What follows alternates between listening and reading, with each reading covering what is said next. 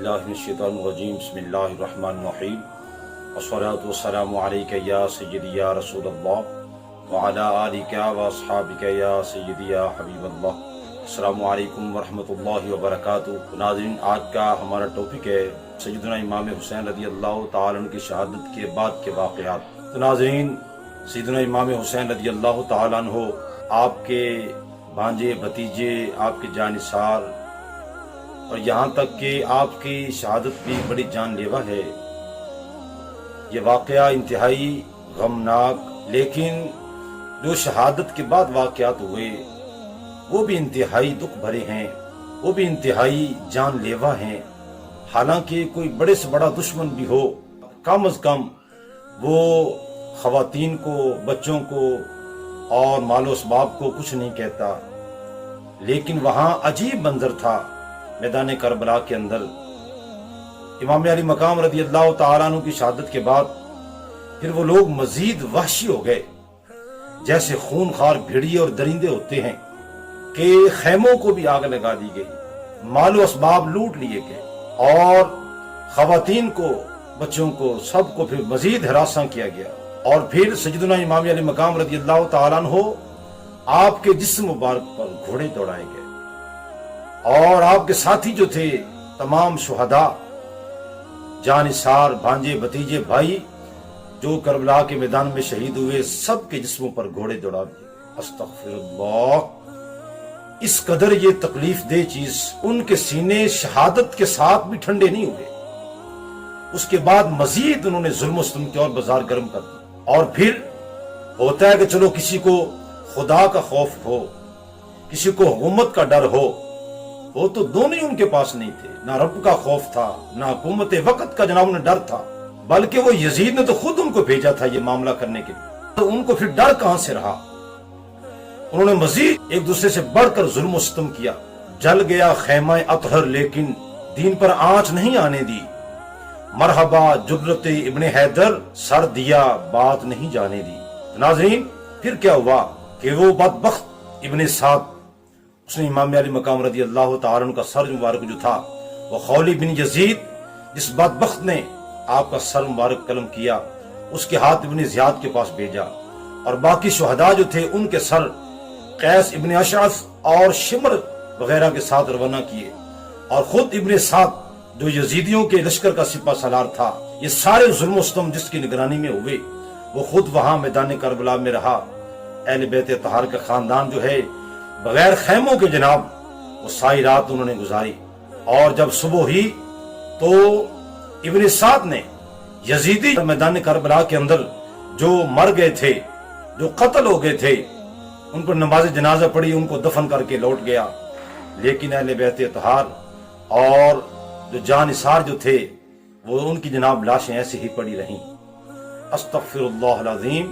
और यजीदी फौज के एक सिपाही का ये बयान है कि जब हजरत ज़ैनब रज़ियल्लाहु ताला अन्हा अपने प्यारे भाई सय्यदना इमाम हुसैन रज़ियल्लाहु ताला की लाशें गुजरी, तो इंतहाई दर्द के साथ रोते हुए कहा, वाह मुहम्मदाहू, वाह मुहम्मदाहू, क्या मोहम्मद, ए नाना जान सल्लल्लाहु अलैहि वसल्लम, आप पर अल्लाह ताला और मलाइका मुकर्रबीन का दुरूद व सलाम हो। हुसैन मैदान में पड़े हुए हैं, खून में डूबे हुए हैं और तमाम आज़ाद टुकड़े टुकड़े हो चुके हैं। वाह मुहम्मदाहू, आपकी बेटियां कैद में जा रही हैं, आपकी औलाद कत्ल कर दी गई, हवा उनकी लाशों पर खाक उड़ा रही है। आपके इन अल्फाज ने हर दोस्त और दुश्मन को रुला दिया। फिर जब करबला से यजीदी लश्कर चला गया, तो फिर पास ही कबीला बनी असद, जो गादरिया गांव जो करीबी था उसके अंदर रहते थे, वो आए और उन्होंने आकर जनाब सय्यदना इमाम अली मकाम रज़ियल्लाहु ताला अन्हु और आपके जो साथी शहीद हुए उठाया और उन पर जनाजा पढ़ के उनको जनाब दफन कर दिया। और उसके बाद क्या हुआ, इमाम अली मकाम सय्यदना इमाम हुसैन रज़ियल्लाहु ताला अन्हु, आपका सर अनवर जो था, वो इब्ने ज़ियाद बदबख्त जो था, जो कूफा का गवर्नर था, उसके पास पेश किया गया।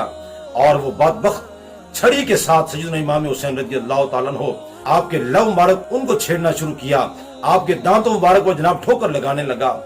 तो वहां सहाबी रसूल हजरत ज़ैद बिन अरकम रज़ियल्लाहु ताला अन्हु, जो इंतहाई बुजुर्ग हो चुके थे, जब उन्होंने देखा तो उनकी आंखों से आंसू आ गए, जारो कतार रोने लगे اور اس بدبخت کو مخاطب کر کے کہا اے ابن زیاد کچھ شرم کرو، یہ وہ لب مبارک ہیں کہ میں نے اپنی آنکھوں سے دیکھا ہے کہ رسول اللہ صلی اللہ علیہ وسلم آپ ان کو بوسہ دیا کرتے تھے، آپ کے چہرہ انور کو بوسہ دیا کرتے تھے، اور تم اسی چہرہ انور کو تم چھڑی کے ساتھ ٹھوکرے مار رہے ہو۔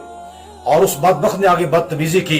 حضرت زید بن ارقم رضی اللہ تعالیٰ عنہ وہاں سے یہ کہتے ہوئے نکلے کہ غلام نے غلام کو حاکم بنا دیا، جس نے سارے بندگان خدا کو اپنا خانہ زاد بنا لیا۔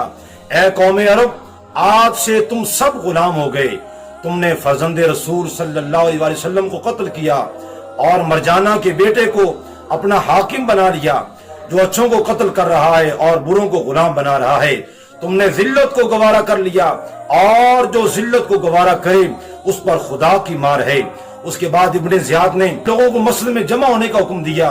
جب سب لوگ جمع ہو گئے تو ابن زیاد اس بدبخت نے جناب سیدنا علی رضی اللہ تعالیٰ عنہ اور سیدنا امام حسین رضی اللہ تعالیٰ عنہ ان کے بارے میں برا بھلا کہنا شروع کر دیا۔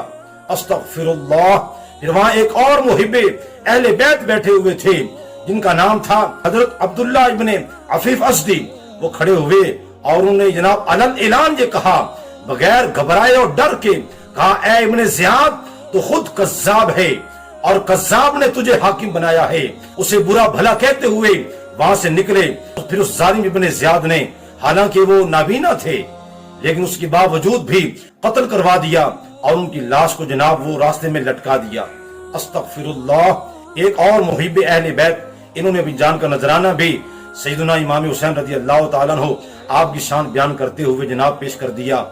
اور پھر اس کے بعد کیا ہوا، ابن زیاد بدبخت نے حکم دیا کہ آپ کے سر کو نیزے پر لٹکا کر پورے جناب کوفے میں گھمایا جائے تاکہ لوگوں کو پتہ چل جائے یزید کا مخالف جو ہوتا ہے اس کا یہ اثر ہوتا ہے۔ بہرحال اس نے امام علی مقام رضی اللہ تعالیٰ عنہ اور باقی تمام شہداء کے سر جو تھے وہ یزید کی طرف بھیج دیے، اور پھر جو حضرت سیدنا امام زین العابدین رضی اللہ تعالیٰ عنہ اور باقی جو خواتین جو تھی اور باقی جو بچے تھے سب کو زنجیروں سے جکڑ کر یزید کی طرف بھیج دیا گیا۔